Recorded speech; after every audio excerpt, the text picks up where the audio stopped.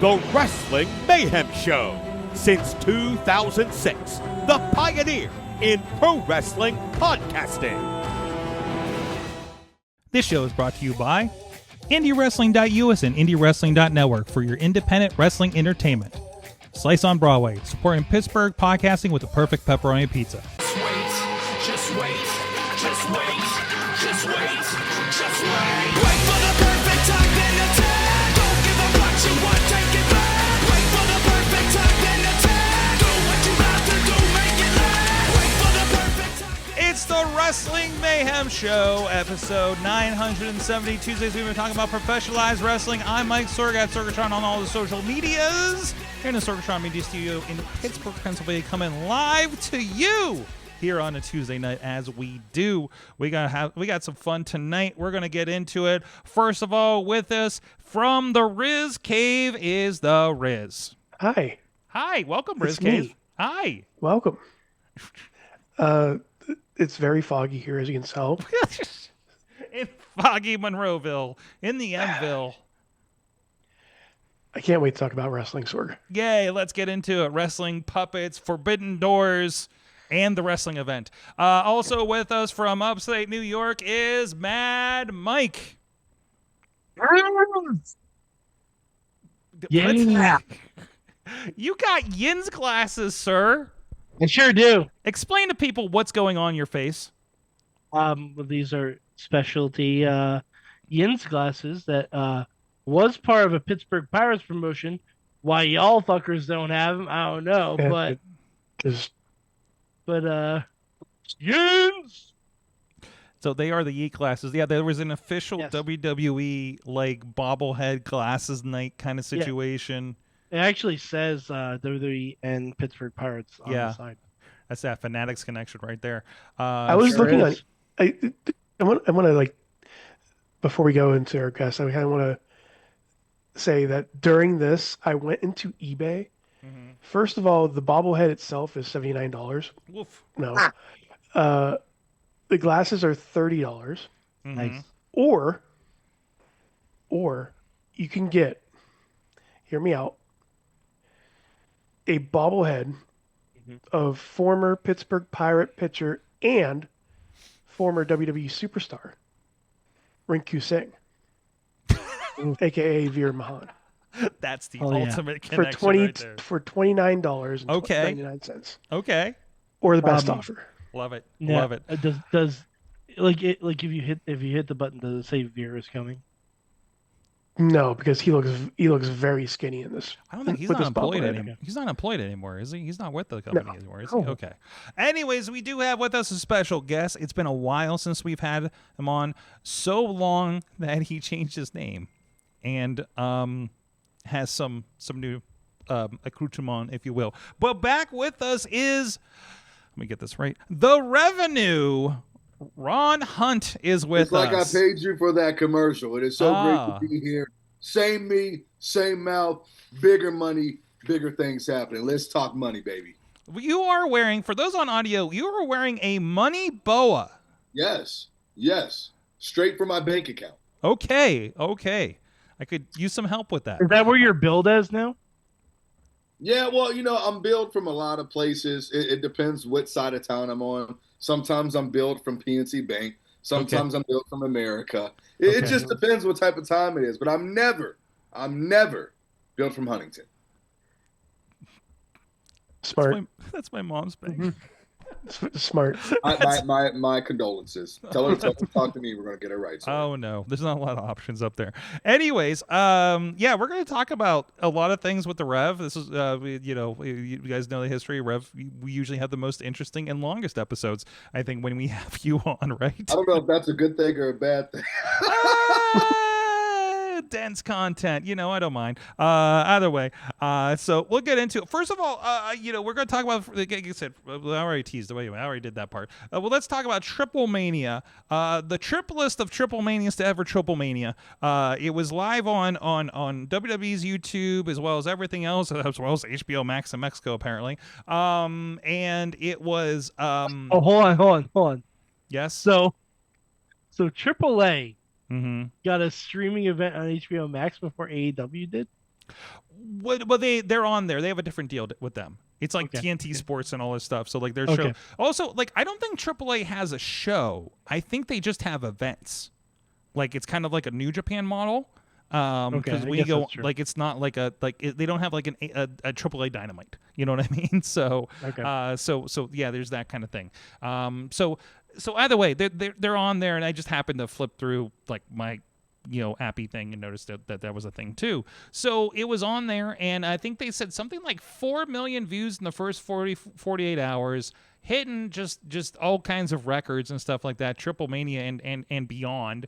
Obviously the most viewed TripleMania ever, right? Did So you guys watch live? yes. Yeah, I had it queued up on my TV, and before the stream even started, there were 40,000 people waiting for the stream to start. Oh wow. Yeah. That's damn good. Yeah, that's amazing. Like people were looking forward to this. They were plugging it. Now again, this is when we talk about it's TripleMania. And this is the first one I'd say fully under. It was a couple of things. First of all, it was the first kind of WWE TripleMania, right? There was an event. Was it another TripleMania? I think the Regalia one a couple months ago that happened like in May, maybe. That was still kind of hard to figure out when it was when the Garzas won the belts and everything like that. So this is the first one they kind of opened this up, right? And Dom showed up at that one, right? And Set up I think Dom had match. maybe shown up at that one. Maybe there's Dirtiest another of the event. Doms. What's that? The dirtiest of the Doms. The dirtiest of the Doms, yes. And And it- Sucio de Dominic Mysterio. Yes. So this is going on, and obviously it's become more accessible. So which is what I've been looking for, is a better way to watch AAA, honestly. And there's been efforts, but that's been part of like Triller Plus and things like that over the years. Our friend Joe Dombrowski was part of the English commentary team, for instance. Sometimes it'd be down there, sometimes it'd be remote. You're familiar with New Japan used to do the same thing over the years as well. So this was a really big upgrade for this kind of things. And also, it was a lot of fun, I thought, that the English commentary table got the reverse Spanish commentary table treatment during this show. So, but generally, like, I don't, I've watched bits and pieces. I've watched like parts of a TripleMania in the past, a little bit of YouTube, this, that, and the other thing. And my first vibe of this was a very WWE-fied TripleMania. So I don't know if I'm celebrating this. Now, Saturday was a lot of fun. Don't get me wrong. The show was fun. As a WWE wrestling lucha fan, I thought it was pretty great. We sat down. This thing started at 9 p.m. We Missy and I went and saw the 35th anniversary Ninja Turtles release of the 1990 movie. I'm seeing you on Thursday. Mm-hmm. Yeah, worth it. Worth it. I love the scenes that they included in the beginning of it. No spoilers, please. Well, I'm not telling you what they No are. spoilers. But like, Yeah, if you no- read the description, it says that there's a special feature at the beginning, which is more like an ad, honestly. But I'm so excited. Okay. it is like there was like they have commercials for turtle stuff. I'm like, I want to buy that. I want to buy that. Maybe not that one, but but anyways. So we got home and like it was plenty. Like we went to the 6:30, got home in time, and so my wife was sitting down and watching this, and it was forgive me, what was the name of their Rumble that they did at the beginning? Steven and Echo? Yeah, that thing. I think that's what it was. Okay. Yeah. So it was a Rumble. It was every 90 seconds, but it was like the New Japan Rambo, where you have pins and submissions and things as well as over the top rope. Excuse me. It was Aztec Warfare. Yes, absolutely. It was Aztec Warfare. It was Cybernetica that's what before anything. It was. For I Lucha know. Underground. Oh, It was Cybernetica, but it was cool. The Chikara purist over here is letting us know, laying it down. Oh, that feels weird to say. What you? I mean, you are. I don't I think mean, the good things. Yeah, yeah. I'll take it. Yeah, you are. Good things for I get good things for wrestling. You learn Mexican terms and things through Chikara was a really good vehicle for that, regardless of anything. Like we had some good times at Chikara. We have some good memories of Chikara. Chikara was great. We drove all the way across the state to watch Chikara a couple times. That's dedication. 3 times. Yeah. I think Score. my first time at the ECW arena was to watch a trios Mhm. weekend. So either way, so you have this. Otis is involved. Tremendous. Otis not only is Pimpinella. involved, makes his return. Yeah. mhm. Makes his return, not to Raw, not to a pay-per-view, to TripleMania. So, like, and then the most viral thing of the weekend, Omos and Microman. Mm-hmm. Microman, who I've told, I can't remember if he told the story on the show or if this is just telling me. Beastman thought he killed him one time in a match. So Quite possible. yeah, absolutely.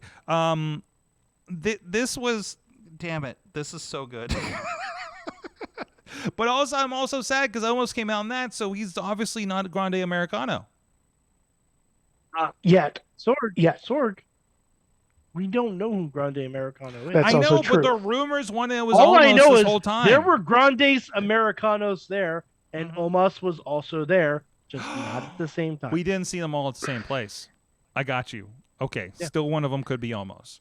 It's just like, and if you're like, this is crazy. He's 7 feet tall. Did you see Naked Gun in the preview where Liam Neeson was the little girl? Mhm. Everything is possible with Nestle Quick. There you go. Same concept. What? Why are you looking at me, Sorg? Because you're the one that's on screen. I can't switch you. I was going to say, I didn't say that. I'm I waiting didn't for Mike. say I'm that. waiting for Mike to say it so he comes Ev- back on screen. Everything is possible with Nestle Quick.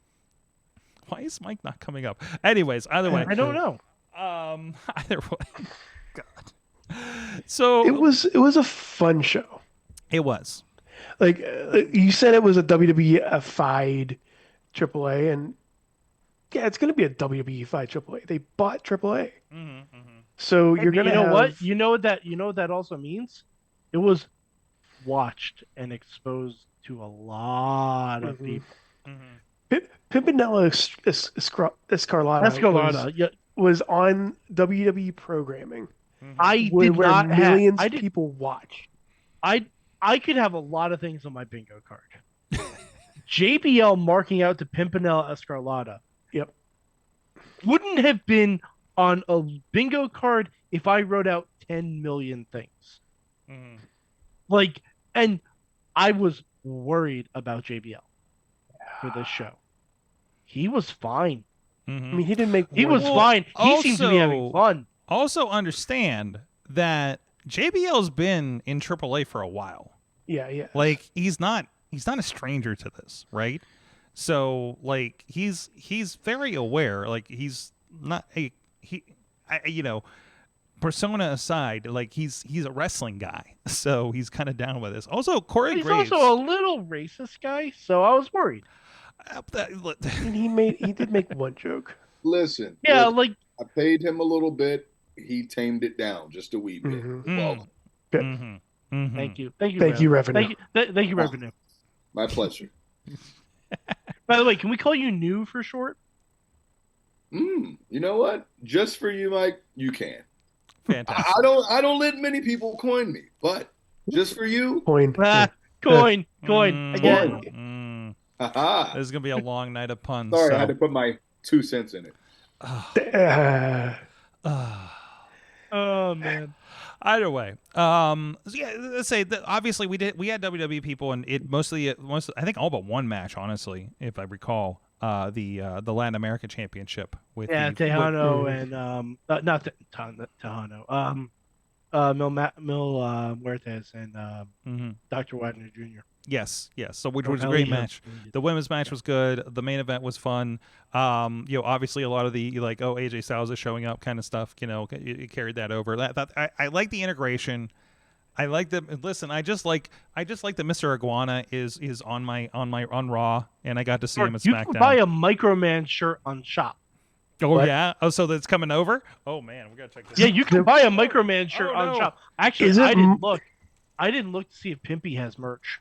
Ooh, That's something I'm That's checking gonna out be- right now. the face that I saw the face of Triple H when they came out. I'm not making anything of that, honestly. I bumped something. Yep. I'm not making anything of the he made a face kind of thing that people are going kind of nuts about. Like I think he's selling it. You know, like at that point, I don't think Pimpy has merch. Pimpy has merch. Yes. Pimpy has merch. First thing that came up, I typed in AAA.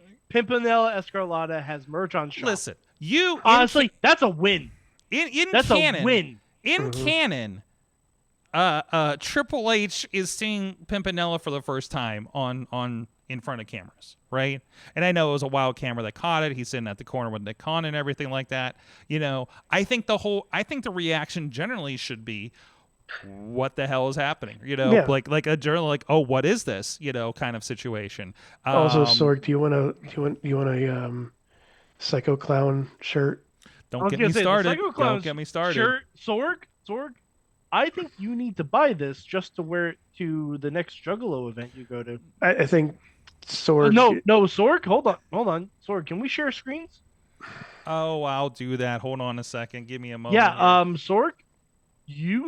This needs to be in your collection. I'm gonna say it now. Even though he's one of your best friends, Sorg. Somebody told me. Somebody told me that they owed me a Psycho Clown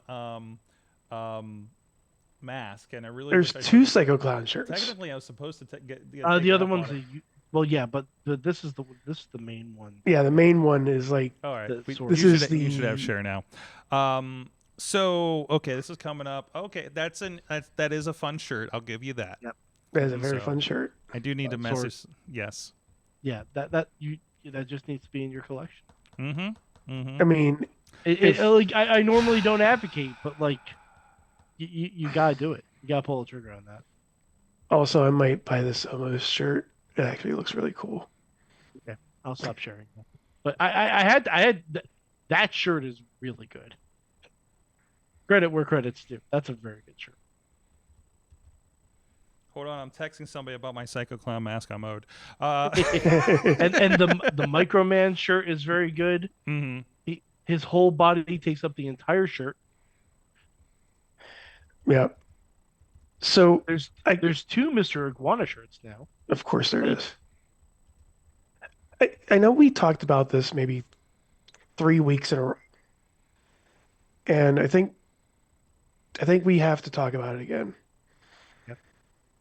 Why is Vikingo getting booed?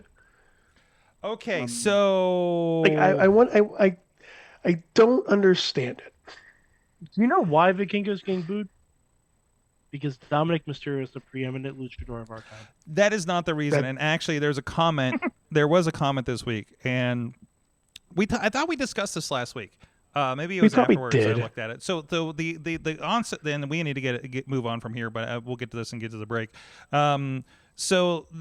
Allegedly, what's going on is Alberto Del Rio, Patron down there, I think, was the champion. Vikingo got the belt at the end of May after WWE took over. This was seen as a WWE picked Vikingo over Alberto. A lot of people still adore Alberto. A lot of people don't have, or a lot of people can go to hell if they do. A lot of people don't know, care. Mexico's a different culture. You know, I've had discussions with a AAA wrestler about this. You know, many years ago about this. Like, it is a different culture. They maybe are not up to or care about whatever allegations over the years, right? Although one commenter, I don't think it's allegations. Either way, it's separated in their mindset, and wrestling does have a very different mindset, is my understanding down there with the fans. So you can groan about all you want, but different countries are different countries, and they have different priorities. But there was a commenter that says, as a proud Mexican, I'm really ashamed that the people back home like this guy so much, concerning his background. So you're not in mass. This may be a problem. So now there's more of an issue, and it's wild because Vikingo was the only face in that match, I think. So although you wouldn't know it because they're cheering the shit out of El Grande. Well, I mean, but I think El Grande has been down there a few times and has really like gotten himself over there. Mm-hmm. Like, by his singing and almost German accent for some reason. I mean, some people sound weird when they sing. That's true. So, and either way, so hey, let's take a quick break here. But in the meantime, God, I have some people. Somebody just messaged me a production truck for $25,000. Do it. Let's go. One of our friends of the show just texted me this. This is unrelated with the text I just sent. Park by the it way, right outside RWA. oh my God! If I had 25, you know what? If I had $25,000, I'd have a production truck and we could take the Mayhem on the road. And you know how you can help us with that by going to Patreon.com/Wrestling Mayhem Show and giving us a hand, giving us a couple shekels over there, and we can fundraise for this thing. In the meantime, Dragon Lee, I forgot about Dragon Lee. Excuse me. I didn't know he's a face because it's covered. Dragon Lee is a face. Yes, he is a face. He's with the LWO. Thank you, everybody, that support the show. Patreon.com/Wrestling Mayhem Show. Fan of the show, Bo Diggity! Woo! As well as Team Hammerfist, Tupac family, Brubba Brewer of the Triple B podcast and APWF, Jason French, the Poppy Club level, Dave Prop Pod Podner, Wrestling Trench Kincaid, and T-Pop to Prince of Pro. And at the Pizza Club level, the Riz. And at the manager level, wait, there you go, is Bradley. There we go. That's much better. Oh, wow. Much love, Bradley. Interesting. Much love to Bradley right now. Thoughts and feels going out to Bradley right now. I know he's dealing with some stuff. So good vibes from the Wrestling Mayhem Show to our favorite manager, Bradley. I mean, this is the only time I'm going to show this week. Yeah. Just for Bradley. I mean, that's for normalcy at this point, right? So this is the only time I'm going to show this. Yes. Like, this is all you're going to get for today. Yes. Like, just do what you do, and then I'm going to turn it back over. That's right. So, that's right. There we go. Let's talk about puppets. So, Puppet Mania is running Puppet FJ-Town. Puppet FJ-Town. I really wish we had Bobby back because he had that turtle that had the encounter with Jeff Cobb and Chris LaRusso, which is the same brand as this guy, by the way. This Lieska, which we called, what did we call him? Frank, I think. Hank. No, Hank. Hank the. Oh God, I don't want to call him Hank now because I just realized the connotation. Anyway, so I'm putting this on my hand, which means now I can't run the show. So we're stuck on this shot. But puppets were all over the place. All over. Puppets are getting bigger. Actually, really big, according to that one post that went on there. First of all, when by chance are we getting a puppet revenue? Oh, well, I'm glad you asked. Okay.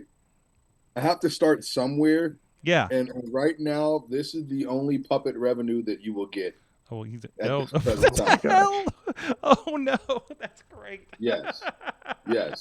And it comes with the glasses. He just does not talk yet. Oh geez. Not yet. No string in the back. We're gonna get there. So I can't quite hold him on my shoulder.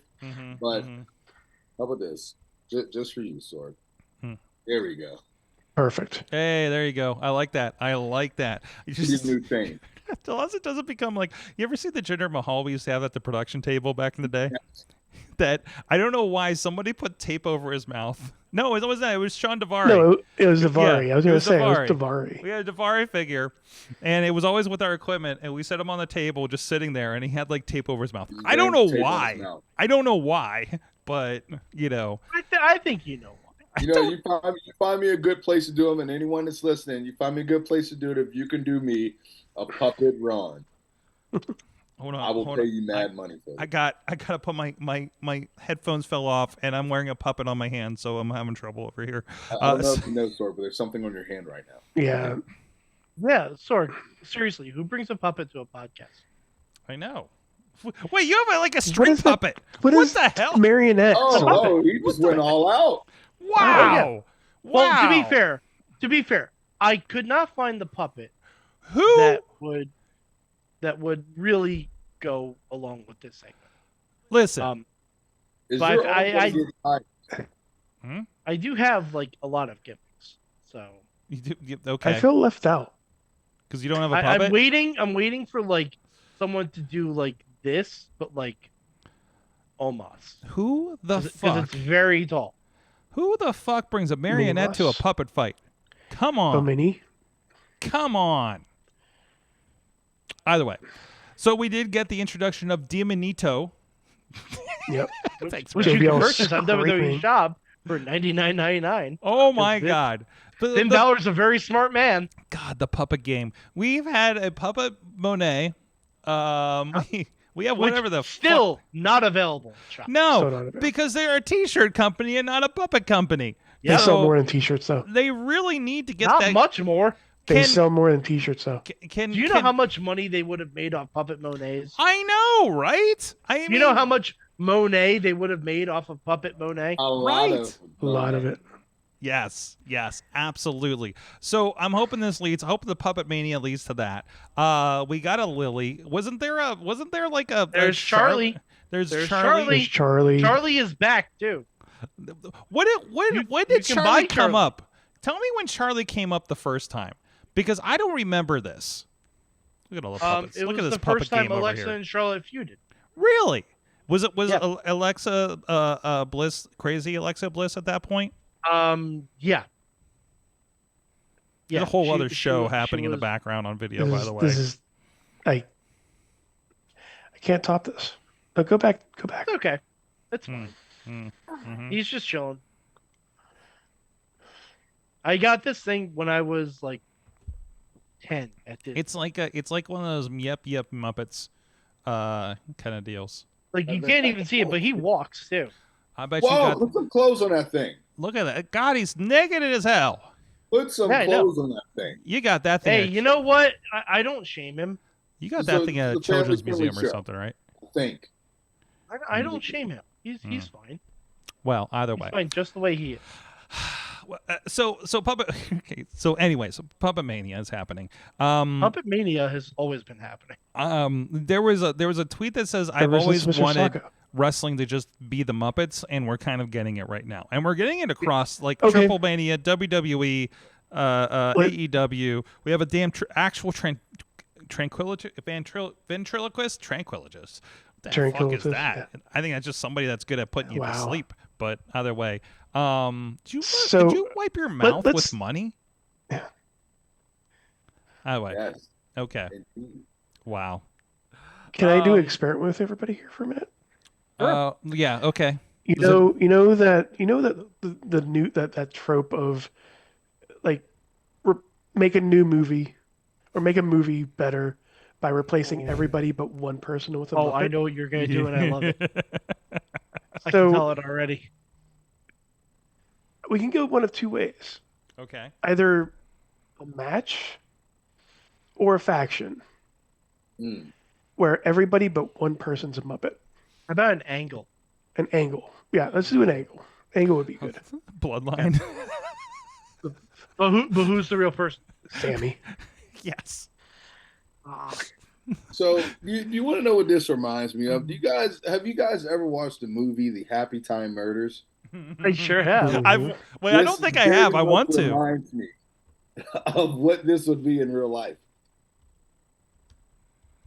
Oh man. God, I'm I don't think I've I'm seen trying- that.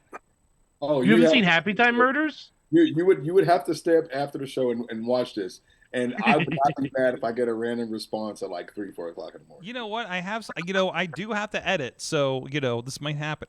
I don't think I've watched it. I wanted to. Oh, sorry. It's I fun. really Mike wanted knows. to. It's stupid, but it's fun. I remember seeing the preview and I was like, I Sorg, need to it's see on this. Netflix. Yes. Okay. All right. Hold on. Just I might have. imagine like a Dark Side of the Ring involving puppets. Mm-hmm. Sorg, it's got Melissa much to see. McCarthy, Maya Rudolph, Elizabeth Banks, Joel McHale. It's a stacked cast. Absolutely. Is it actually on here? Happy Time Murders. There's also a game where it's kind of like a demented Sesame Street that you're in. So there's that. There's that new boxing game that's Really? all felt. It's a Muppet, like a puppet boxing game. It's a kind of like Punch Out, I need but to with double. puppets. I need to double check what country I'm in. But one thing I'm going to say, because I kind of always say this whenever we have something weird like this. Mine would be the Kai and Tai and Val Venus segment. Who's the person? Who's the person though? Is it I feel like it should be Yamaguchi-san. Yeah, it would be Yamaguchi-san. Okay. All right. If I had to pick an angle, and it would be the Kane, Daniel Bryan, John Cena, CM Punk, Love quadrangle, and AJ Lee is the real person. I like that. Rev, what's yours? Ooh, I would say. See now you got me started, man. Can I go like OG like Edge and Lita? Absolutely. I thought about it.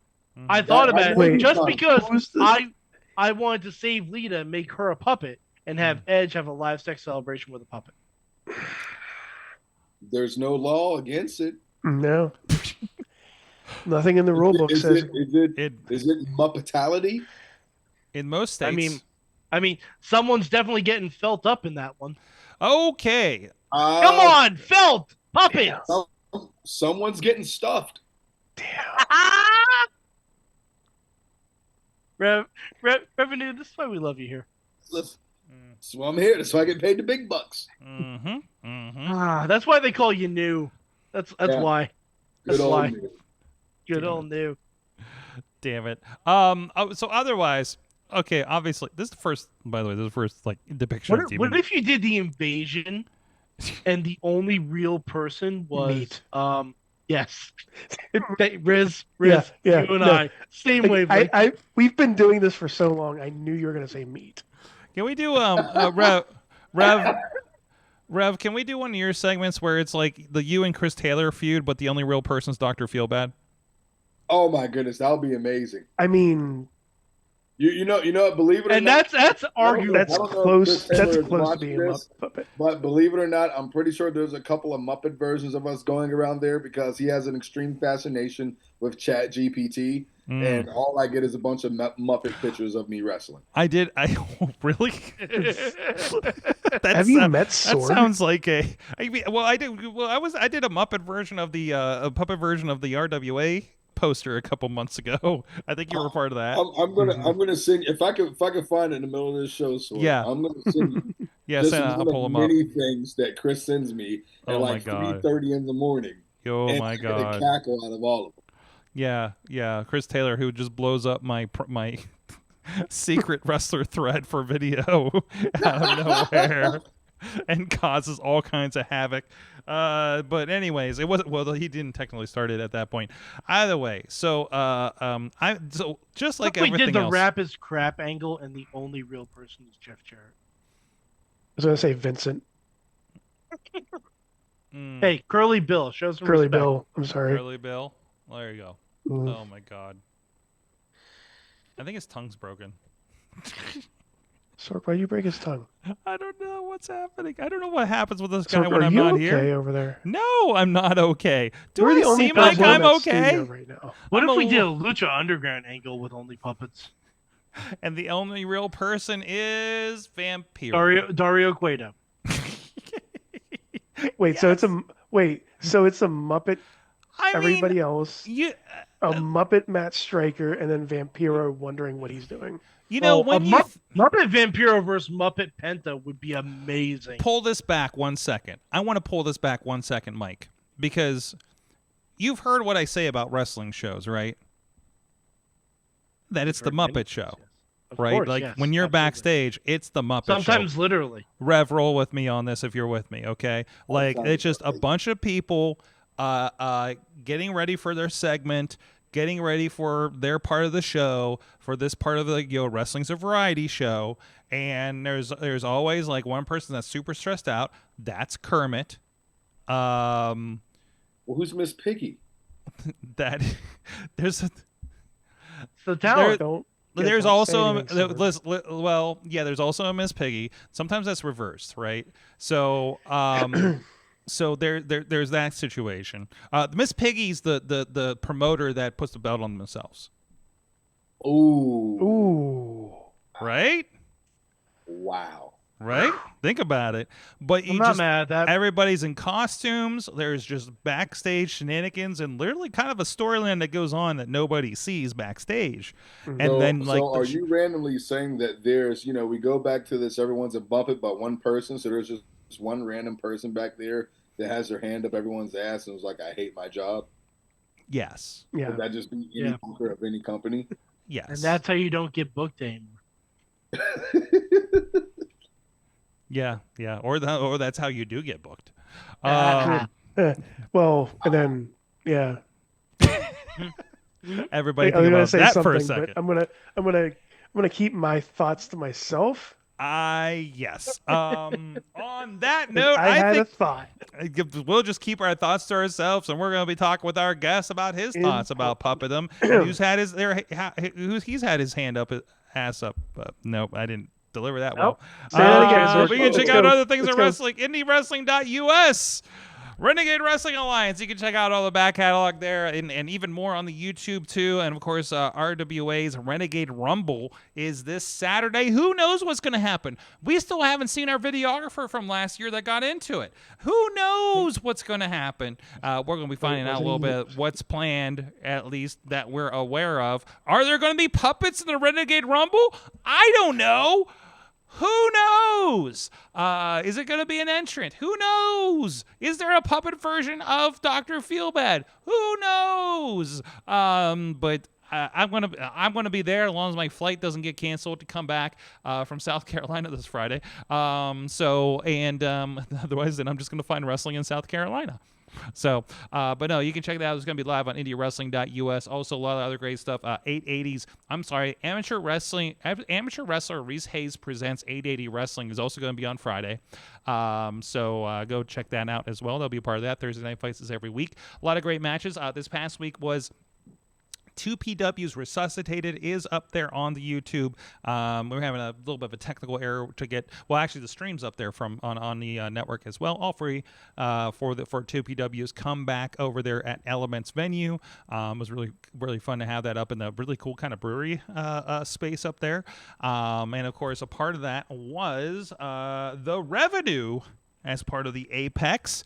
So you were a part of the comeback of Prospect Pro Wrestling. I mean, I don't fully count the Pit Fight show because they put that on. I know 2PW helps with it, but this is the first one that Prospect Pro Wrestling is back at a new venue and with a new vibe and everything, and you were part of it there. Tell me a little bit about that show from your perspective. Absolutely. Well, first of all, I mean, it was just great to be back for Prospect Pro Wrestling. The new venue is amazing, and I think, sort of, you've seen it for yourself. Very good space, very good energy, just at the corner of the area. And I think every person that was on that particular event, all the way up to the office and the production team, everyone came with just one mind to put on the best show possible, and we sold out. So that was a great, great thing to do for the very first show and leave an impact for that community, especially in the Irwin, PA area. That's an area that I believe deserves great wrestling whenever they can get it. And I think everyone delivered that. I wish we would have delivered them a little bit of something more with the Apex. We gave them everything. But you want to talk about a venue, from the people that work there to the bartenders to the crowd to the performers to the production. I mean, everybody was on one mindset. And that was just to have a great night, leave everything at the door, and just come to enjoy themselves. And I think that's what everyone did at that show. Mm-hmm. Absolutely. You were in a tag match, of course, with Tad Look Jarvis. At that money. Look at that super money. There you go. We'll leave that on for a second there. No, it was a really cool vibe.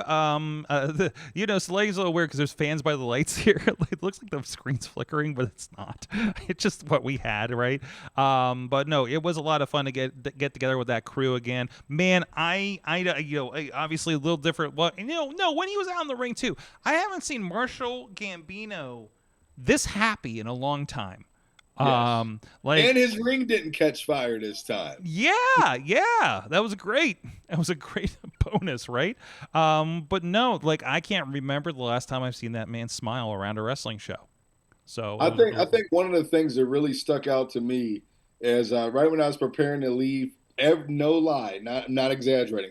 Every single fan as they were leaving, were shaking his hand and telling him how much of fun they had and how much of a great show it was. As they were leaving, usually shows, depending on what company you're at, sometimes they push late. As soon as that last bell happens, everyone's like rushing out the door. Yeah. But every fan took their time to shake his hand before they left out and said how much fun they had and how they hope 2PW comes back to the area. So to me, that's a win for the community. Absolutely. And it was a lot of great community things that happened before the show and everything. So other people kind of debuted with it. Danny Moe took on Gory was a nice surprise for the night. So no, there was a lot of fun. Preston Everest, who was on last week, of course, took on Andrew Palace and of course retained the championship. You can see all those again on Indie Wrestling, and we're going to be rolling out the matches as well. I think the 4-way just dropped today on the YouTube with the Gavel, Gianni Enrico, who I think debuted with Prospect Pro Wrestling there, A1, and Don Murphy. So a lot of fun. The matches were really strong across the board. It was a lot of fun all night. The crowd was so into it, so loud. I'm always, I'm in the headsets, so I can't really gauge how the crowd is doing, because I have different levels and stuff like that. But it was definitely strong all night. So it was a lot of fun. So what a cool venue too, right? Like a cool, interesting venue. I love brewery shows, and everybody had like more than just hot dogs to eat, So, and a lot of space, and there was. Did you see that there was axe throwing in what we were using for the locker room? You know what? My private locker room had darts, and I had a mini putt course, and I was upstairs above all of the inbreds. So therefore, it was a tremendous time. Curtis Gotti and I had a hell of a time until we were rudely interrupted by Tad Jarvis and Super Hentai. That's right, and then of course, the axe place was called Chill Axe. That was a great place. I think as soon as you walked in, it's like everything, you're just like, it just gravitated you. And I think to add pro wrestling in it, I think it's one of those things that the crowd didn't know this is something that we wanted here until they had an opportunity to get it there. So I do see that. I hope I'm not speaking over, but I do see that as a potential of a future home for Prospect Pro Wrestling, and I like it.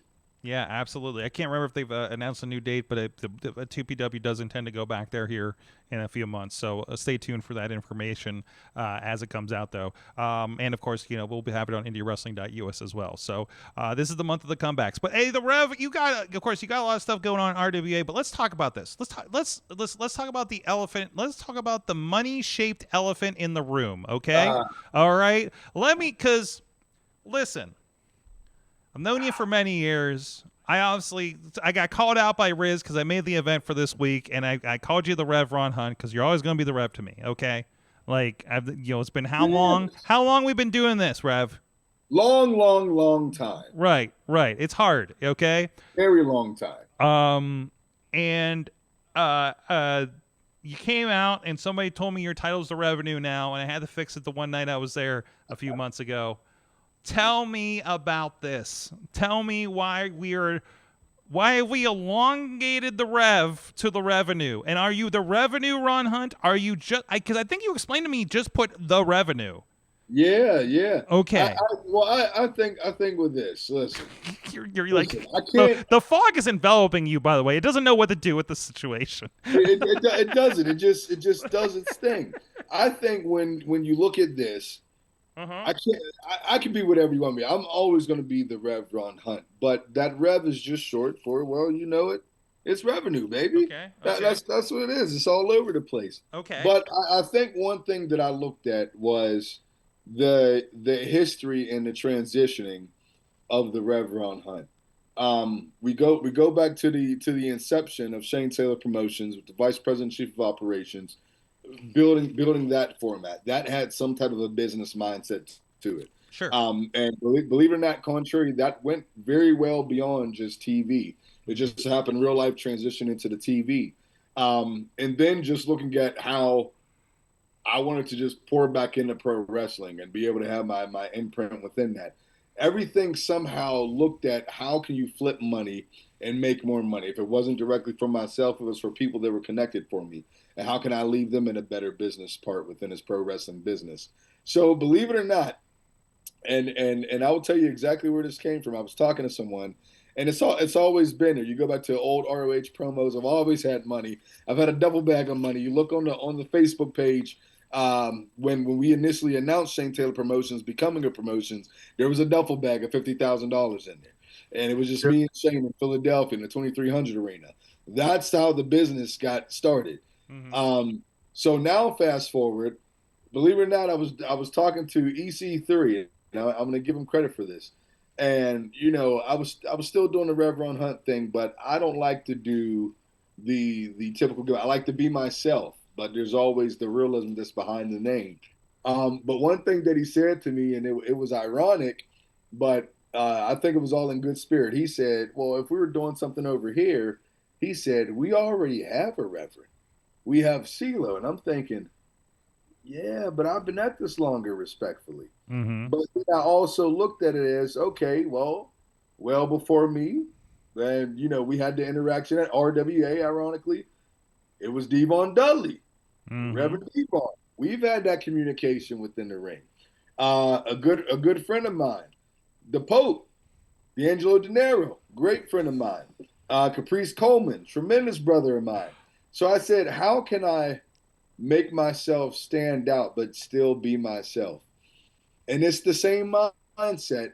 We just now solely focus on the business mindset that's at hand. Okay. And that's to build the revenue. And that's what it comes down to. Every company that I touch, I want to leave that company better than before I got there. And how do you do that? By leaving your mark inside the ring and then doing what you can on the back end of things to make sure you're building revenue for that company and building revenue for yourself. And if it looked like money and it smelled like money, well, baby, it must be money. Okay. I see your brain turning. Yes. I'm chewing that over because, like, again, I've run into a lot of revs. Those you mentioned. There was one up at actually Pope Elijah Burke was at one of the De Niro, whichever name he used that week, was at a Detroit show, and there was like a group called the Congregation that's up there, and they've actually been. Oh, those are my guys too. I totally forgot about them. Yeah, I was sitting there with Dutters at this show watching this, and they're like trying to recruit Pope, and respectfully, again, I didn't know the guys or anything. I'm just like, who is this? Like, we're like. You go to a different promotion, you kind of do 1-to-1 of like, this is the discount exit. Yeah, like I was like, this is like budget Rev Run Hunt. They went with the plate to it, said, and I said, we're going back to the 80s and 90s now. Yeah, and they're great. Again, they've been at 880 a few times here, and they've grown on me and everything too. But yeah, there was like a little bit of that.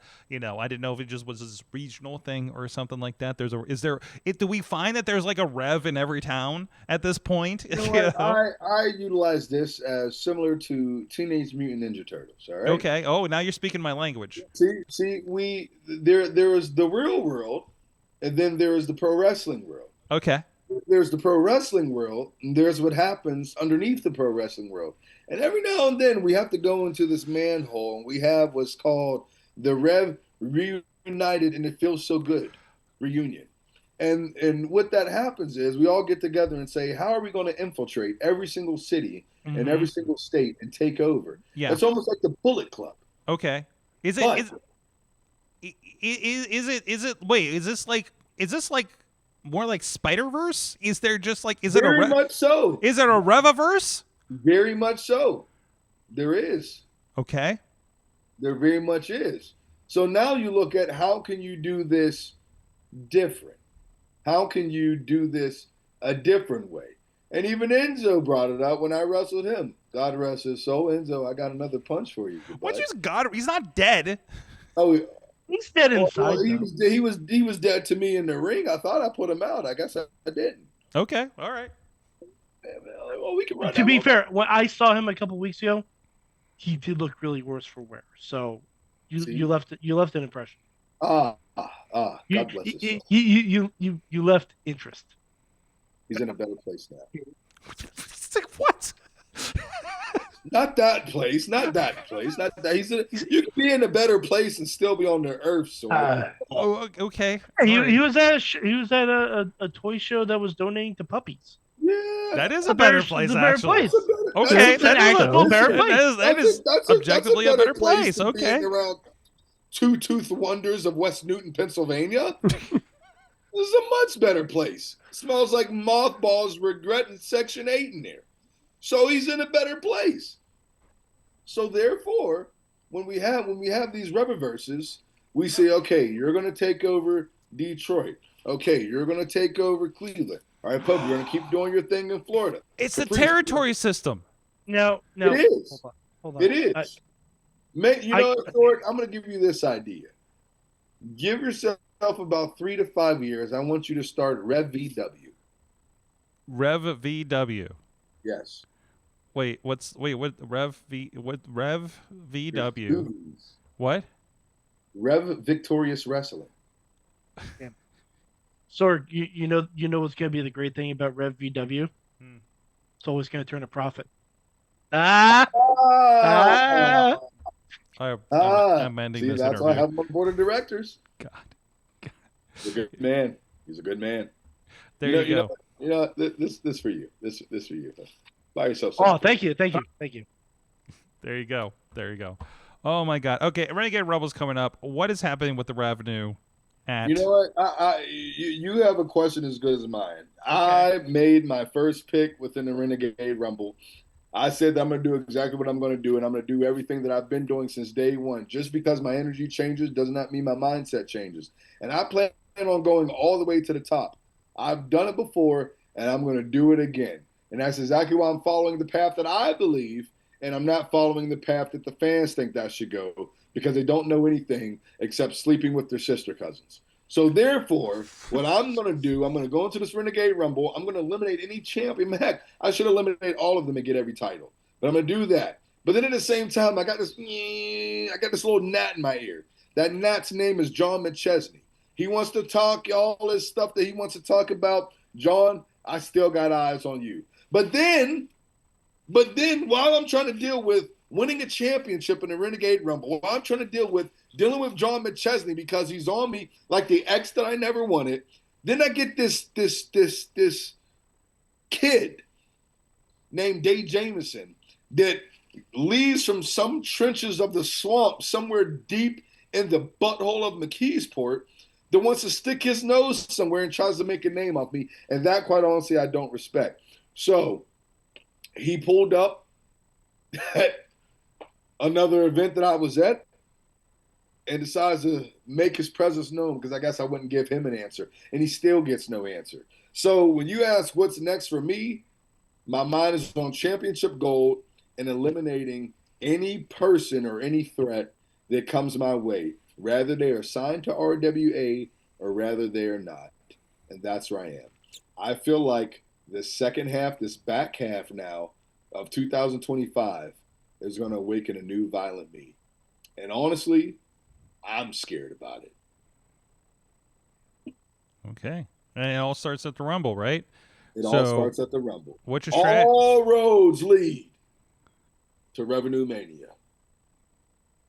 Is that, do we need to trademark that? Is that do we need to get the .com on that one? Or what's, yes. You hold your guy. This is the money line. Okay. We don't do the finger. I love the bloodline. We do the money line. That's the acknowledge? That's the acknowledge. Acknowledge me as your financial chief. Acknowledge the revenue. Acknowledge the revenue. That's for you too. That's for you too, Mike. Thank you, sir. Let me see. 10,000. Thank you. I got a little one. Still wrapped too. That's nice. Oh yeah, it's clean. Like it's definitely clean. I don't ask questions at all. I'm not asking. I'm not saying anything. It's all legal too. It's wrapped, so it's fine. All right, I got one last question for you, Rev. Can you join our Patreon? Oh, I can. Yeah, I can. I support people that support good business, and business is a way of the revenue. Because apparently it's a $25,000 TV truck I need to buy. You know what? How about this, Sorg? I meant to bring this up. I really what's happening? What's happening? Oh no, I just dropped your rent money. I apologize. Here's the thing. You talked about this truck, and I've been dealing with this, and maybe we can all figure out this answer together. And Riz, I might need your help. Mike, I might need your help with this. Okay. They said pull the truck up at RWA. If you talk to anyone close to me, I have really been fighting the urge to just have a tour bus every single time at RWA. And just park it on that hill. I'm That gonna, nobody wants I'm to gonna, park I'm gonna on. park it where they said we can't park the U-Haul. Yes. And then I want to throw a party and charge like $50 a head to just have like a pre-show party inside of the bus. And then I just go from the bus, Cody Rhodes style, into my matches. They're like, "Oh, where's Ron at?" "Oh, knock on the door." And I'm just gonna come out like Goldberg Lil Wayne entrance. Yeah. Oh, it's You know what you could do? Everyone in the party could carry you out. That way, you don't have to exert any extra energy. So if Adam Rose had the Rosebuds, what would my people be? Would they be the accountants? Like, I can't dress them like druids, but what would I dress them with? And I feel like, and then if we're talking about that, I mean, the main event is my You people. could dress them like coins, and they could be your loose change. Hmm. You came here for the ideas. That's This is now turned into Shark Tank. Yeah, we're an idea factory here. We always have been. Wrestling gimmick Shark Tank. Actually, I kind of love this idea. My God. We might have something for that. That's This actually a really is good idea. something that you're on to something. Who do we get? We get like what? Chris LaRusso, EC3, Dombrowski. and Joe Dombrowski. You need Joe Dom. Yeah, those are the three people that I've heard the most like the And best then you have criticism. like one visitor in every week, and that's like a rotating, like a Dario Cueto or something like that, or a Jimmy DeMarco. Jimmy DeMarco, perfect, Yeah. perfect. Jimmy DeMarco's come up so much on this show in the last month. I had a dream about seeing Jimmy DeMarco. Oh no. Okay, he just was there. Like things were happening. Sorg, you should save that for Patreon. Things were happening with Jimmy DeMarco? No, there was like a wrestling match happening. He just like was beside me, ready to go in the wrestling match, and I was just like, "Oh, hey, Jimmy," and that's it. Nothing else. Oh, Tina from the chat says it should be called the Money Train. You know, I am thinking I might have to change it one time. I usually only change it once a year, but I'm feeling very generous. I might have to change my theme song. Or you know what? I hear the trademark might be up because of certain shady businesses, but the trademark of Young Bucks might be available. Who knows? Take on a different meaning. Ooh, hey, how about the Profits? As long as I'm not from the street. Yeah, exactly. It's true. The high class profits. I mean, listen. Maybe the suburb profits. Ooh. Okay. See, we're on to something. Now, but then I feel like I have to. If I bite someone, do I call it the Bitcoin? There was already the Bitcoin boys. Mikey Montgomery was part of that. I don't think you want to do that. I was a fan of them. I forgot about them until you said that. I was a fan of them. Yeah. Now, Maybe I can improve it. if you bring back your the casket match gimmick, would that be called a cryptocurrency match? A crypto. Are you writing this down? So It's all being recorded, Sorg. I don't know if you know this. We're on a podcast. Here's what I'm gonna do. In my ideal world, if I just went on the tour to recruit, I would get the Young Bucks. Mm-hmm. I would buy the Bitcoin boys. Who else would I buy? I don't know if you can get Bitcoin boys because one of them just enjoys wrestling now. Can I, if I can bring back one wrestler, and I was a real big fan of him, can I bring back Darren De Niro? I don't think I think you can. Hold on, hear me out. Talks. Here's someone that's still available, and he is all about the money, and he used to work in Las Vegas. Shane McMahon, thank you. I was gonna say Kevin Nash, but listen, bring back Vinny Vegas. No one's using that trademark. You just need a tall guy. I know a guy who's 6'7". Yeah. You know a couple guys who are 6'7", Sorg. I might know one. I might have to talk to one. I might have to talk to one this Or Saturday. if you want to Has make the it, same pants. There is one. Can we talk about that for a moment? If you want to make it more intimidating, he could be Vincent Vegas, and he could come out looking like from Pulp Fiction. We should mention that at RWA this Saturday is going to be the RWA debut of Pretty Boy Smooth. who's Big been fan. making waves on NWA Power. Obviously was the Midwest champion with NWA Exodus that we've been covering over the last couple of years. So like that's a big addition Huge. to the show. Huge. Yes. Huge. I don't know. I don't know if the RWA fans know what they're getting into with people on this one. You know what? I have a prediction that a lot of fans are going to get visually pregnant. Huh. That's a take.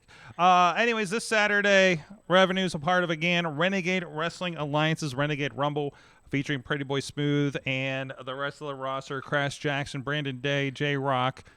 Ava's on there as well. Has been a part of the show. Gianni, a bunch of people. John McChesney on the poster as well. Boo. Yes. Yep. Sorry about that. Either way, you get to share locker with him a bunch of places, don't you, these days? He was at 2PW as well against Zach Nystrom with a great match. But either way, the Revenue, Ron Hunt joining us here. Getting ready for that Renegade Rumble. So there you go. So you turned the fog off. Thank you. Yeah, he's like that. Like, Yeah. We can actually see everything now. This is great. We're going to take a quick break. We'll be back, and we're going to be talking about Forbidden Doors, as well as the wrestling show after this.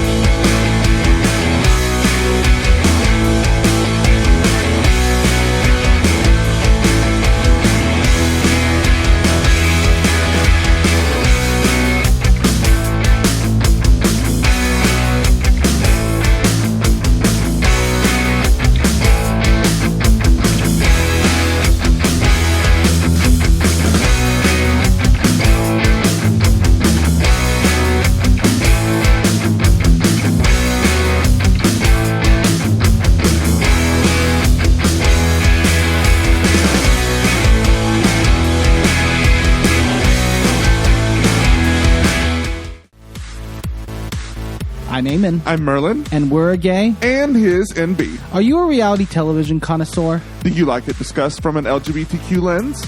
If so, A Gay and His NB is the podcast for you. Hear us break down all your favorite guilty pleasure reality shows from Bravo, Drag Race, and just about everything in between. Listen to A Gay and His NB on Apple Podcasts, Spotify, or wherever you listen to podcasts.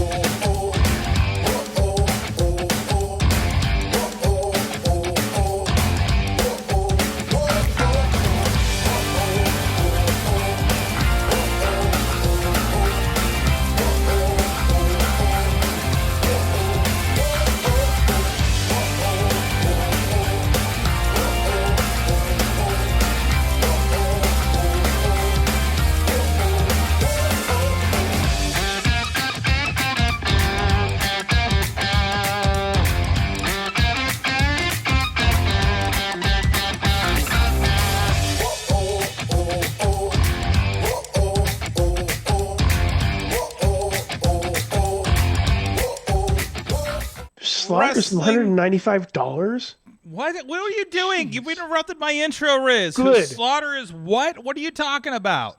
We were looking at cameos, and Okay.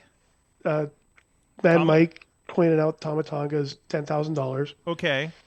for a cameo. Which I say I is... wonder if the only thing he does in his cameo goes. Yeah. No, like I said, I think that is the price of somebody who doesn't want to do cameos and was asked to do them by WWE. So he set his price. Because I'm not seeing a lot of WWE people on here. Really?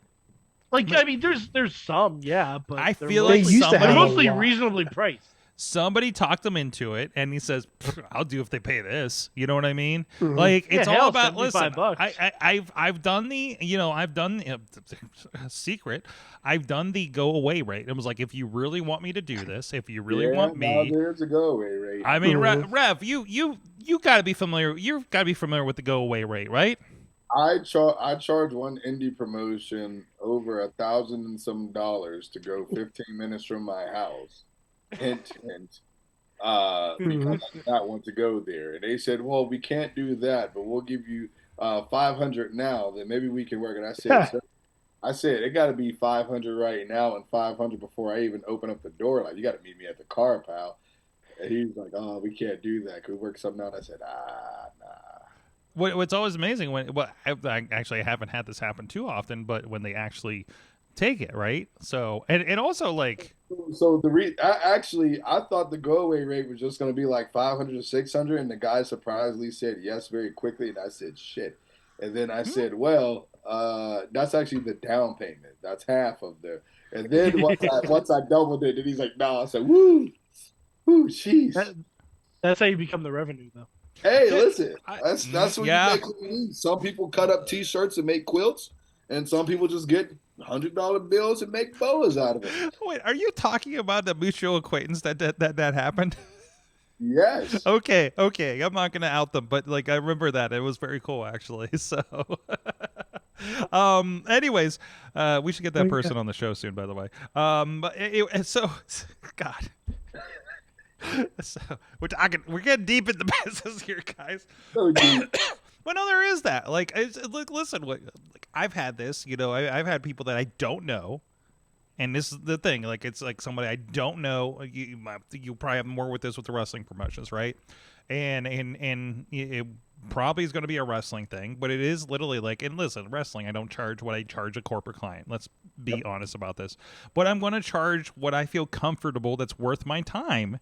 Exactly. To like the minimum for the I'm going to drive God knows where, don't know how professional your company is. This is what it is, you know, and you know, it's a number of figures, you know, it's a low in that number of figures, but still it's like, this is worth my time, you know, because I could be doing, you don't know what my hourly is. And I think for you, like the most disrespectful thing, and this is me with the media background, is you try to give someone something that's reasonable, and then sometimes they're like, "Oh no, brother, oh no," and it's like, I actually gave it to you very, very low. I'm really actually trying to give you a good brother price for those that you're trying to do good business with, and they're still like, that's way too high.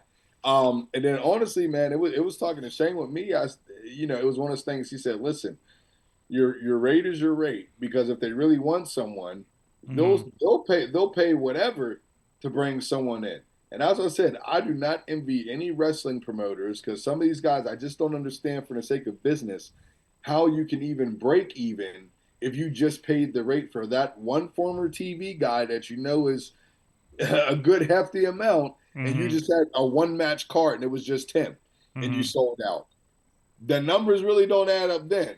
So it's like somewhere someone is taking a loss somewhere. So sometimes you just got to stick to your price.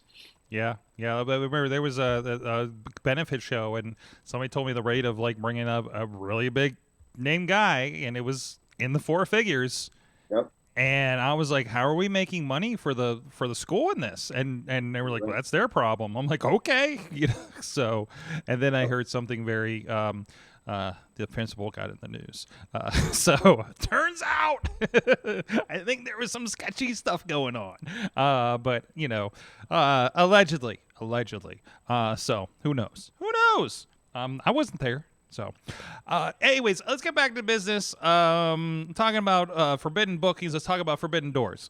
Nice transition there, right? So, I love this double rev thing I got going on now on the video side. That's gonna Two be is better than one. One is a loneliest number. I need a third screen now.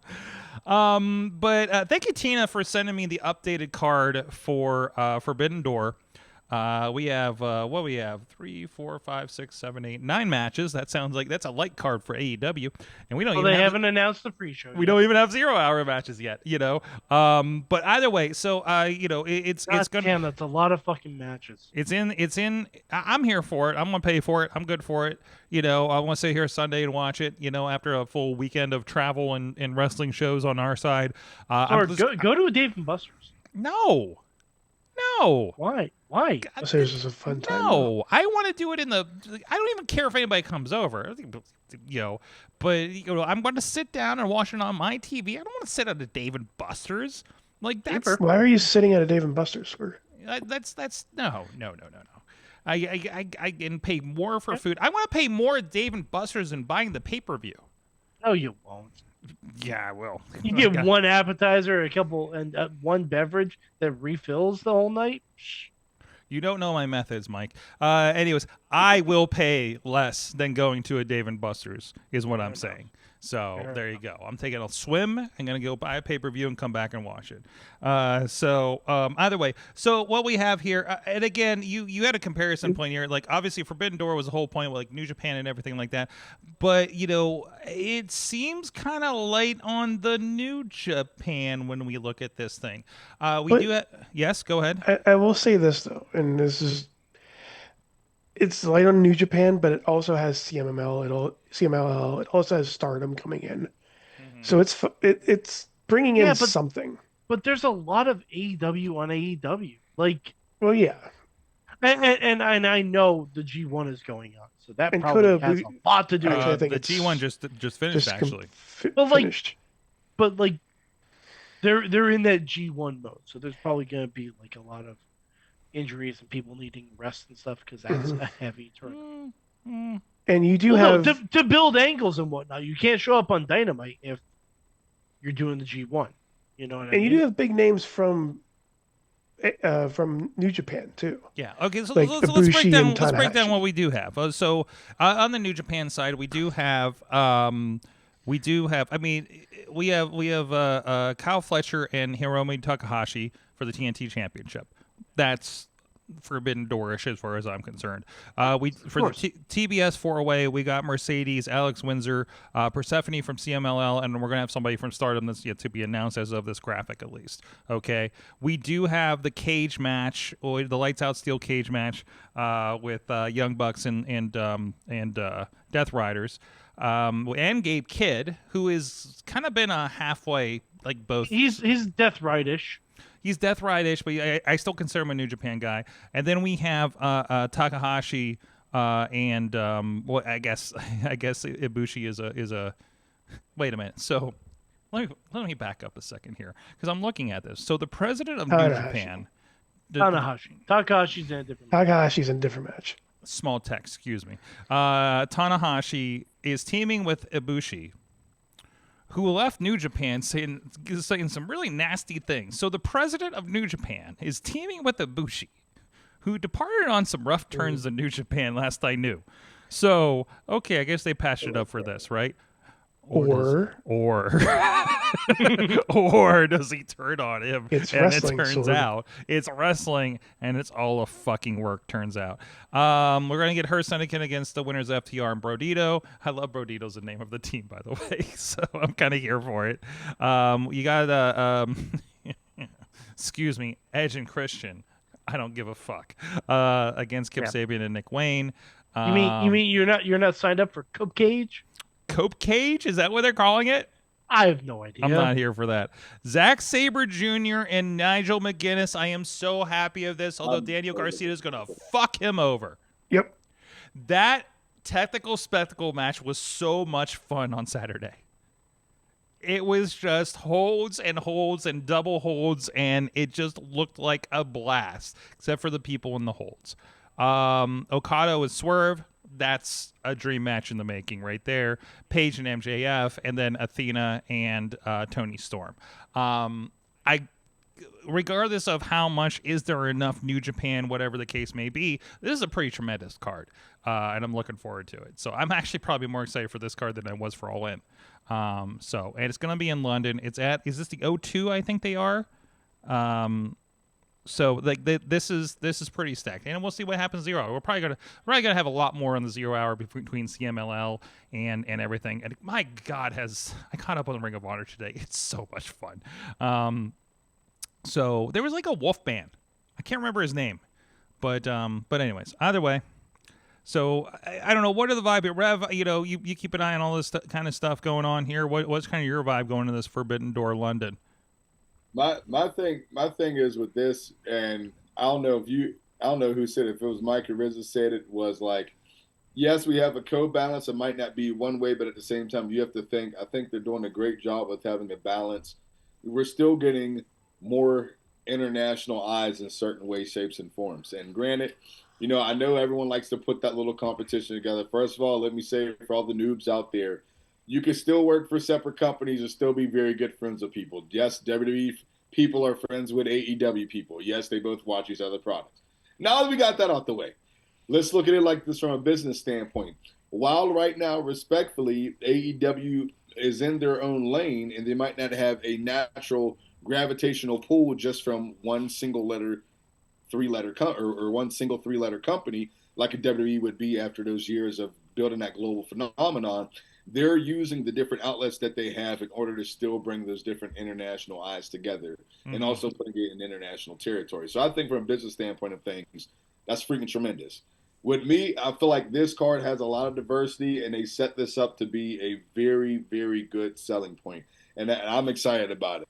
And anytime I get to see my boy Nigel, man, you already know I'm excited about it.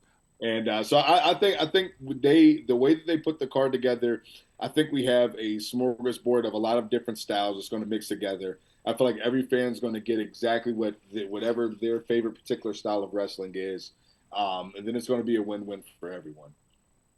Absolutely. And also a point on this about the, cross New Japan things. This is also going to be a pay-per-view in New Japan World as well. So that, of course, is going to be probably the Japanese language side for them. So it is a crossover as far as that goes. And also remember, like, a lot of the crossover guys, like, they do have, I'm trying to see if I can double check on this over here, but they do carry AEW on New Japan's platform in Japanese for everybody to watch over there as well. So, like, this is still, like, the relationship is still there. And I think there is a little bit of, New Japan's definitely in a rebuilding phase right now, right? Absolutely. Like, didn't Takeshita just win the G1? So you have a lot of crossover there as well, right? You just had Nick Wayne just did, the Super Juniors, was it? A month or two ago? Yeah. So you are getting a lot of that crossover. So I think when you say, well, hey, there's no crossover, it's like, no, that's already happening. You just made those people important to the Japanese audience, just like now we know who Gabe Kidd is, we know who, Takahashi is, you got to familiarize. It's kind of like what's happening with TripleMania, right? Well, we brought a lot of eyeballs to TripleMania, but we brought our WWE guys interacting with them, right? And bringing them onto Raw, bringing them onto SmackDown, and cross-pollinating. Like WWE is kind of doing. The thing is, if you're branding the whole show around it being the Forbidden Door, every match should have that quality to it. There shouldn't be one match where you're saying, I can see this on Dynamite. Well, any of these could be on Dynamite, honestly. It's just but when stakes WWE does When Worlds Collide, guarantee everything is you're going to be TNA versus AAA or TNA or NXT versus TNA or NXT versus AAA or something like that. Like, there's not going to be one that in a bubble, in a microcosm, you'd be able to see on that show with just that roster. I don't know if that was entirely true in the last one, actually. In the last one it wasn't either, but in the first one it was. Yeah. So, but either way, so I think it's just like the temperature is changing. You still got to book a card that everybody's going to buy, right? And respectfully, I don't think the American audience is going to know or care if you put Evil in a championship match. You know what I mean? But because I don't think he's just make it good. Oh yeah, sure, but I don't think he's been built up here yet, right? And also respectfully, AEW took everybody we cared about in New Japan. That's a fact. Yeah, that is true. a fact. That's true. Absolutely, that's true. a fact. So I think the fact that it is like they're positioning as like the forbidden door is we're taking this to London, right? London gets to see AEW and New Japan guys mix it up. Right, whether they are or used to be New Japan or whatever, like that, I think that's the connective tissue here for the most part. So either way, yeah. That aside, and maybe they looked at the landscape and said, why did TripleMania have so many WWE guys? Because they're putting it on a different platform. They want to get new eyeballs, and to them that you bring that over, like you cross that over. The same with, think about the NXT TNA, back and forth, right? It's cross-pollinating eyeballs on this stuff and taking somebody, oh, here's Otis, and here's a bunch of luchadors I don't know. What is a micro man? I want to find out. Yeah.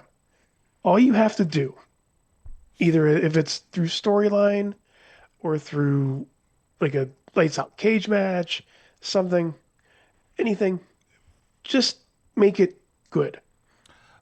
That's it. You can make it good, but you still need to promote it. You need something you need eyeballs. You need to put something on the every wrestling match is good. Like regardless of what kind of match it is. Because the technical spectacle and Omos versus Microman were happening at basically the exact same time. Both of those are equally valid. Absolutely. Yeah, expressions of pro wrestling. I can take the best wrestlers of Pittsburgh and that of course includes the revenue, and have the best wrestled card, and book these people and take them to California and put that card of exclusively Pittsburgh people are going to be great. It's not going to draw a dime because nobody knows who the fuck they are because they're Pittsburgh people, okay, that haven't gotten there yet. Well, you still have to promote. I mean, aside from Tina knows everything going on in Pittsburgh, but in Seattle, but that's going to be like the 5 super fans that watch IndieWrestling.us in California, and that's it. So if you brought like, hey, here's a bunch of people from Japan you've never fucking heard of. Now the job is for AEW to tell you why they're important, right? Yeah. Versus the people watching AEW when the first Forbidden Door happens have heard of Okada, have heard of Will Ospreay, have heard of Ibushi, have heard of probably Gabe Kidd, right? They have that buzz because that audience is looking for that. Versus the WWE audience, AAA is a new concept to the general WWE audience, right? So this is promoting.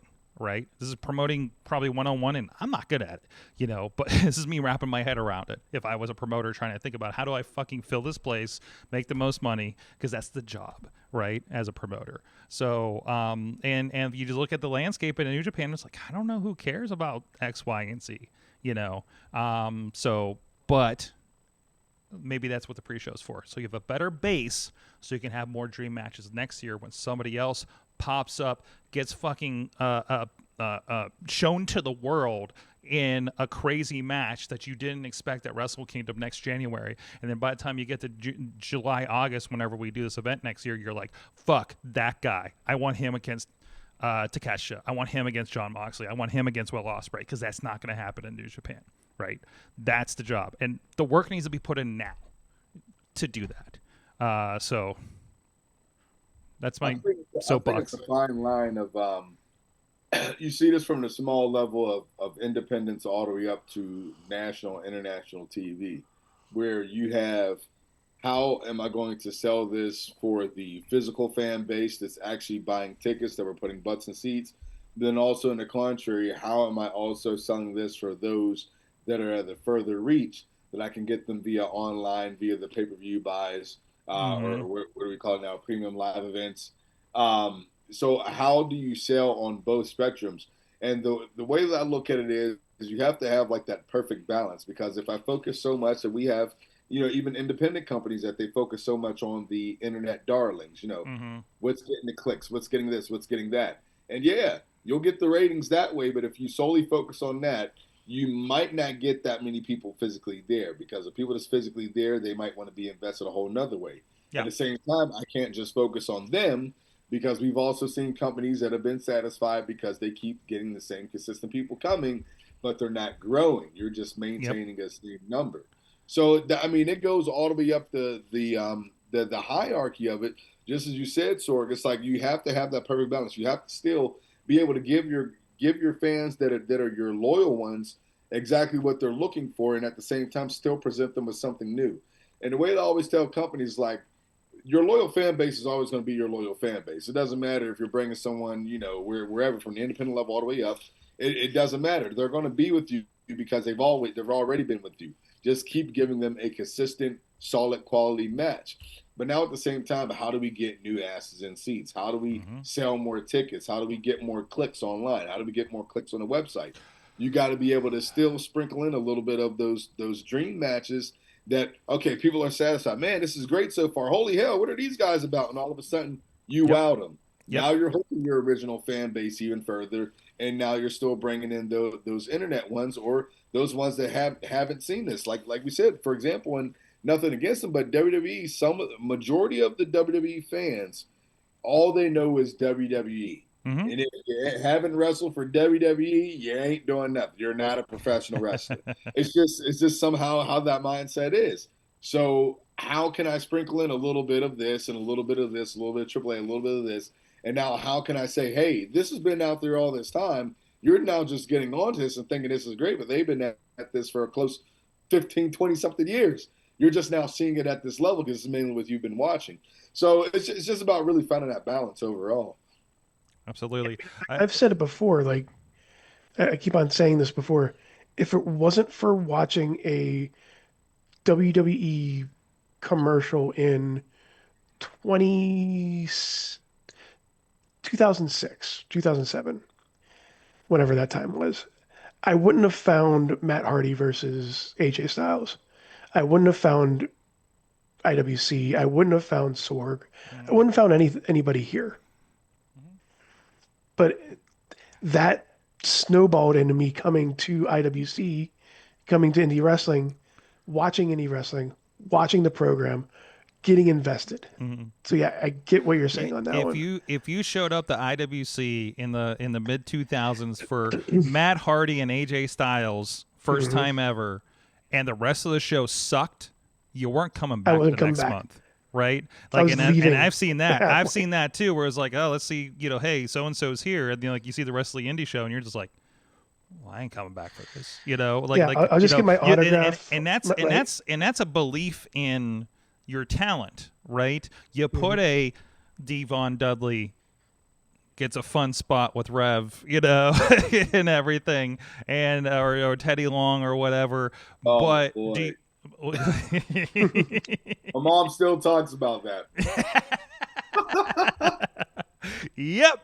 And but if you don't have your super hentais and your God, who else is on the roster at the time?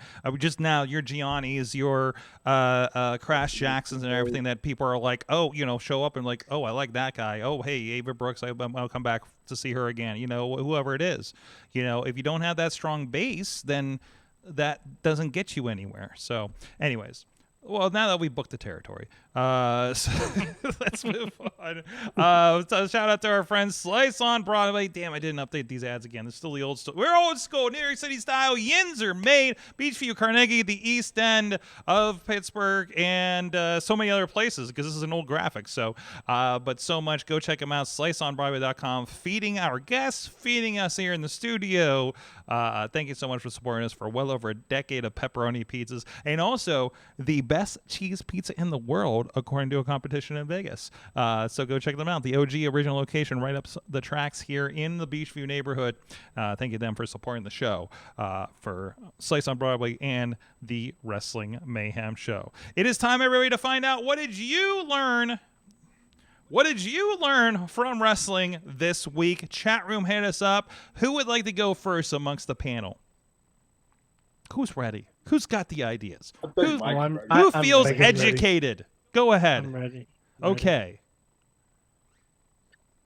I learned I love being right. Okay, tell me. I Why were you right this time, Michael? Mad Michael? Did y'all watch the Bailey segment on Raw? Yeah, I saw you respond to the clip that we put out. Explain to everybody the context here, please. Bailey's going crazy, Mm-hmm. and her inner voice, the segment ended, her inner voice asked her if she needed a hug. Mm-hmm. We are going to get an evil hugger Bailey, and instead of Bailey buddies, they're going to be Bailey bullies. There better be puppets. There better be puppets. Let's be honest I about hope this. against hope that WWE shelled out the money, which it probably wouldn't take much because they're buddies, to Paramore to redo the Hugger song. Mm-hmm. Because a heel Bailey coming out with Bailey bullies, with the first line of the song being "There ain't no stopping us now," I would lose my mind. I would lose my mind. Love it. Love this idea. It would be so good. It would be so good. I also learned that Otis just gets all the chicks, man. Mm-hmm. Personal knowledge too. Like he took a selfie with me because he's my wife's favorite wrestler. Mm. So I mean, and he was even like, for the wave. He's awesome. He just seems like a fun person to be around. He was a very nice guy. Absolutely. I love it. Riz, what did you learn from wrestling this week? I learned that Naomi can cut the perfect promo about pregnancy. Yeah, we probably should have talked about that. Oh Yeah. my gosh, yes, I forgot. The perfect heel promo of announcing your pregnancy. Mm-hmm. And then obviously the big meme thing now is that Naomi laid the title on the Slim Jim logo. Slim Jim. Yeah. Mm-hmm. So, I love that. That was great irony. Oh, the irony is delicious. Naomi is so good at this. And Becky's response was, "What an irresponsible person getting pregnant while you're champion." Context, that's what Becky did. Yeah. And then Naomi responded, "I learned from the best." Mm-hmm. Yeah. Which it goes without saying, congratulations to Naomi. We had to celebrate some type of way. Yeah, that's true. Mm-hmm. That's true. Some people get skeeted. Rev, what'd you learn? Whoa. Good transition. I don't know how he got there. But I learned that no matter how many times I reinvent and reestablish a gimmick, it is nothing without a Muppet. So therefore, 2026, I will eventually probably have a Muppet. A tour bus right next to your satellite truck. I tried to make you a puppet on Sora, but it just has you moving. I don't know, but it's kind of badass, actually. Bro, why does that look more like if I was still a maximum male model? Like that. Like it starts as you, and it goes like another kind of way. So I don't know what's happening here. That's what I get. I should have fleshed out my. I might try again here. Depends on how this goes. I just said. I just said make this person. It looks like an ad puppet. for a fleshlight, Sorg. Oh wow, I'd buy it. I mean, there you go. I'm throwing it out there. I mean, there you go. You need to post that during Valentine's Day. Yeah, because all I found, I was just looking at stuff on your. You have the Valentine's card up from the 2PW ones we did last year. Just do that to the non-royalties version of Rico's theme song in WWE. You look so good to me. There we go. I'm gonna do it just like that. There's the clip. Just a clip. Hold on, I'm rewriting my prompt real quick. I'm going to check the chat room. Okay, from the chat room, let's see what we got here. Everybody learned a lot of stuff here. Oh my gosh. Where do we start?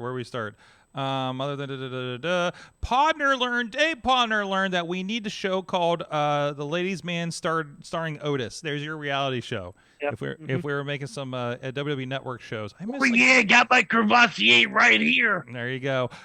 T-Pop learned that TripleMania a father hopping the rail to punch out a heel manager will always be an incredible spot. Yes. Although with that jacket, he reminded me of oh God, He looked like Mickey Rourke. he reminded me of Matt Cartona's dad. So actually, let's see. Oh no, did I lose it? She captured the fun. I think was that all I had? Oh wait, here it is. T-Pop also learned from TripleMania that Omos should absolutely be pushed as a top star in AAA. I want Omos versus Vikingo ASAP. Yes. Yes, that's a good base right there. Oh God, what did I learn from wrestling this week? What did I do in wrestling? We did 2PW. God, I learned from this week in wrestling. I learned there's not enough room in this town for two people to have money pants. Because I don't think Rev knew this, but somebody at 880 had exactly the same money pants that you did. The same money pants. The very same money pants, and it's been driving me. The same bank to get them, though. It's been what's that? We didn't go to the same bank to get them. I think his might have been counterfeit, if you will. So I'm trying to see if I can. You know what? I should have set this up, but I want to see if I can find a match with this fellow so I can show you. Big Jim Fridge of the Department of Jocks. Which is, some people. Oh, here he is at Boom on the Bridge up in Beaver County, actually, and he's definitely wearing these pants in this thing. I just want to listen. I just want to get your vibe on this. As Big Jim Fridge, look at those pants. Look at that. Don't they look familiar? Yeah, that's counterfeit. That's counterfeit. Is so counterfeit. Like I'm pretty sure. I hope he got him with that. Hold on. Here we go. He got him with that. Oh, it was a three-way. So let's see. Look at his bills. Hold on. Where's he at? Okay, there we go. He's a house of fire right there, so you can get a good look at the pants. There you go. He's repping. It was working for him a little bit, but he's probably gonna get taken out soon. Very likely, actually. So he won a match recently. Interesting. Mm-hmm. You know what? The kid got spunk. Mm-hmm. I like him. But those pants, that's definitely some counterfeit bills. I smell the Fugazi on them right now. Mm-hmm. Now you've gone to Money Overalls last I saw this past Friday. Yes, indeed. Yes, indeed. Because if it don't make more money sense. So now we got a little bit of the MVP-ish style of the singlet with the cutoff sleeves. Big shout out to my guy. He's been doing a lot of the gear around the area. So. Which is, for many of us who don't know, he's done gear for Remy, he's done gear for the Runway. A couple guys helped with Drew McIntyre, DML Aware on IG. That's my guy right there. So make sure if you guys need any type of gear, that is a person to go to. And at the same time, which is one of the things, if you go to DML Ringwear on IG, he is also the guitarist for the band. Well, Code Orange. The one who did Bray Wyatt's theme song. So it was something we've actually had some talks about that. I had a couple of run-ins when I did some X work for WWE, and just everything that people talk about the energy of Bray and everything toward that extent was complete to a T. And I will tell you this: Eddie Guerrero was the main reason why I started wrestling. It was something that clicked to me. I want to say 1998, Bash at the Beach, him versus Chavo, and the loser had to get their haircut match. I bawled my eyes out when Eddie died. Mm-hmm. This is the second time, and I've been to a lot of wrestlers' deaths. This has been only the second time that I cried this hard next to Eddie Guerrero once Bray Wyatt passed. So it was cool just to be able to get my gear from him, share my story, and then tell him how Bray's song Shattered actually had a deeper turn on me for the positive. So it's been something that's kind of got me through a lot. So to be able to really put a face to it and be able to call him a friend now. Then also now my new gear maker, it's a win-win for me, man. So I wear that new gear with pride. And you will be seeing it at RWA when I punch John McChesney in his face and I eliminate everyone in the Renegade Rumble. There you go. Looking forward to it. I'm hoping none of my camera ops get involved this week. So, but I'd like them to stay. Although one's training to be a wrestler. So, just your camera ops, Sorg? I didn't say anything about being my manager. I didn't say anything about my replay person, Riz. I'm just saying, Riz, for I don't all feel you so know, good, Sorg. for all you know, I'm in the Rumble this year. I don't feel so good, Sorg. Why'd you tell me to bring my gear, Sorg? I always tell you. I always say you always bring your gear. That's always the thing you do. I always bring a camera everywhere I go. You bring Why'd your you gear wink at everywhere me you when you go. said it? I mean, Rev, hypothetically, if Riz is in the Rumble and you weren't in it, what advice do you have for him? If you are in the Rumble and I'm not in it, I will tell you that if you win it, all of this is yours. All of this is yours. Mm-hmm. So think about it. Think about it. Okay, good, because I will buy you as many probably satellite trucks as you want, Riz. Riz, okay. Just bring some handcuffs. I'll just yourself stay in the corner to the bottom rope Nobody puts and Riz just in. wait it out. And I hopefully no clowns come after me. Oh my gosh, yes. Don't get me started on the clowns. Either way, guys, thank you so much. The Psycho or revenue, otherwise. thank you, the revenue, for joining us this weekend. RWA's Renegade Rumble. If you're not in the greater southwestern Pennsylvania area, to go to West Noon, go get your tickets, rwalive.com, or it's on indiewrestling.us. Final words? I love America. Okay, that's good. That's good. Thank you, Riz. Thank you, Mad Mike. And thank you, Mayhem Nation. We'll see you guys next week. Mayhem out. All righty. Just wait, just wait, just wait, just wait. Wait for the perfect time, then attack. Don't give up what you want, take it back. Wait for the perfect time, then attack. Do what you This show is a member of the Sorgatron Media Podcast Network. Find out more at sorgatronmedia.com.